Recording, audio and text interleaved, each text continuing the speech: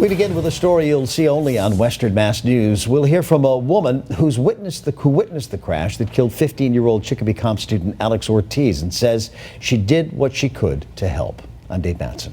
And I'm Beth Ward. The next day, she found out that her children were friends with Alex. Western Mass News reporter Sarah Gurnelli joins us in the studio with the exclusive story. Sarah?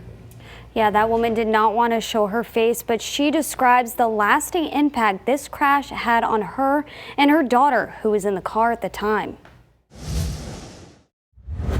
I just hold his hand and promised him that I would find his mom and let her know that somebody was actually there with him. Candles and flowers are at the base of a tree where the car Alex Ortiz was in crashed into Sunday night in Wilbraham. Not wanting to show her face, Western Mass News spoke exclusively with the woman who was there for his final moments. He was such a big kid, and I never saw face, like, all I saw was hand and foot. Like, that's all I got to touch, that's all I got to let him know that it was okay to do what you had to do. She was in the car with her daughter when it happened.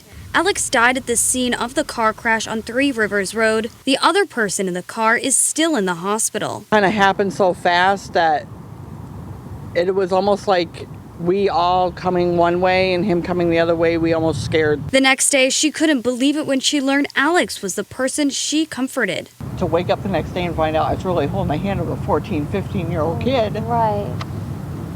Someone that I knew. And I went and told his mom and his grandmother, because the next morning when I found out who he was, that was the only person I could hear was his grandmother yelling, "Go Alex, go! Go Alex, go!" After witnessing such a tragedy, she reached out to the Wilbraham Fire Department for support. I was one of the first response vehicles. It was one of the worst accidents that I've seen in a long time. It was a complex extrication. We had a lot of resources. Adam Hart says the fire department has now called in a mental health professional for anyone in the community who is affected. Strength comes from your community.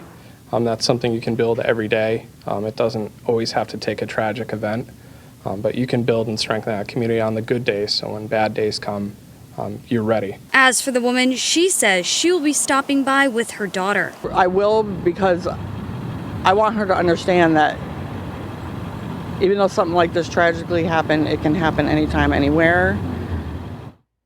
The session with a mental health professional will be held this Saturday at the police station for anyone who is affected by the crash. This is happening at 10 to 2.